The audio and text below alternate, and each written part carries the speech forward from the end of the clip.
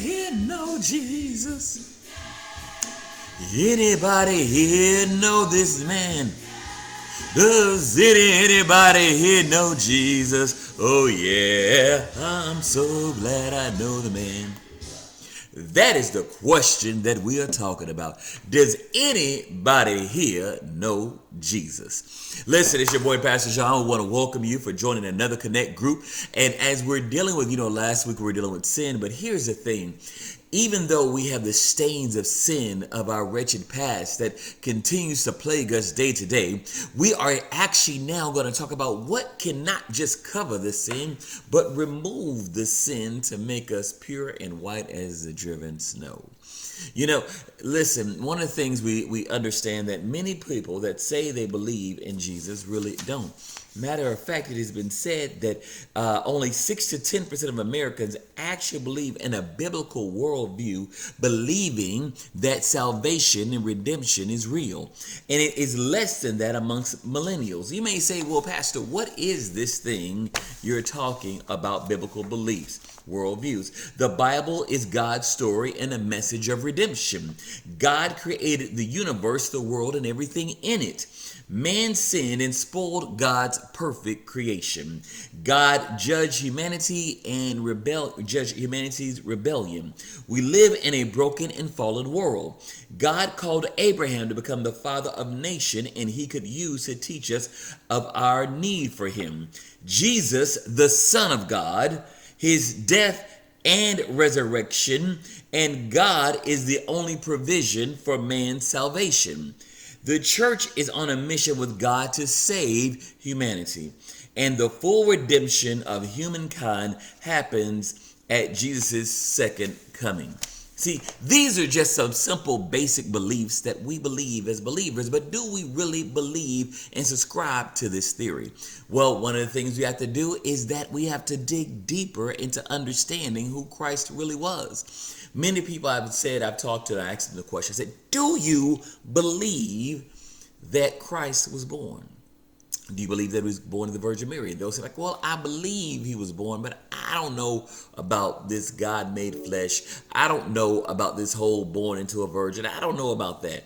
Do you believe that he died and he rose? Well, I believe that he walked. I believe that he might have died, but I don't know about this whole resurrection thing. Do you believe he's going to return? I believe in everything else, but I don't know. Maybe it was, symbolic of his returning. See, listen, none of that. You have to believe in its entirety. But one of the reasons why we don't believe, because we don't even understand the suffrage. One of the reasons that we don't come to Christ, because we don't understand what he went through, what he endured. And today, your teachers are going to be dealing with you about what Christ endured in his death. We're going to understand why is forgiveness possible, because we understand one thing about the sacrificial lamb and how men would give sacrifices and blood would be shared to atone or cover from sin.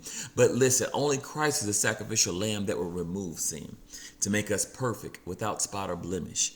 But you can only understand that by understanding what he went through. So we're going to go into John, the 19th chapter, starting with verse 8 through 11, then pick up with 16b through 18, and then go again and then jump to verse 28 through 30.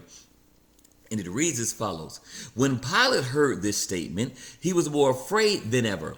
He went back into the headquarters and asked Jesus, "Where are you from?"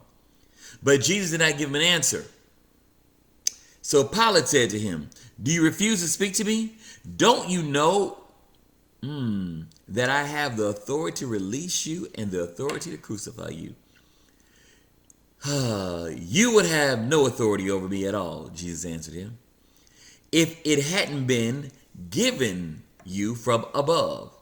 This is why the one who handed me over to you has greater sin." Then he took Jesus away, carrying the cross by himself. He went out to what is called the place of skull, which in Aramaic is called Golgotha. There they crucified him and two others with him, one on either side, with Jesus in the middle.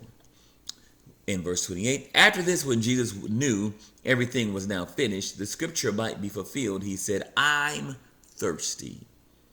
A jar full of sour wine was sitting there, so they fixed up a sponge full of sour wine and on a hyssop branch and held it to his mouth. When Jesus had received the sour wine, he said, "It is finished." Then bowing his head, he gave up his spirit. See, when we dig deep to understand everything that Christ endured, the flogging, the whipping, the beating, the torment, all of that, and he did that for you and I. No man, Christ could have literally said, if you look, he could have been like, answer the questions. Pilate didn't want to crucify him. He could have went on about his way, but he chose to do this for us. So we're going to dig deeper into this thing today about why we serve this man called Jesus. Because the question is, does anybody here know Jesus? Anybody here know this man? Does anyone here know Jesus? Oh yeah.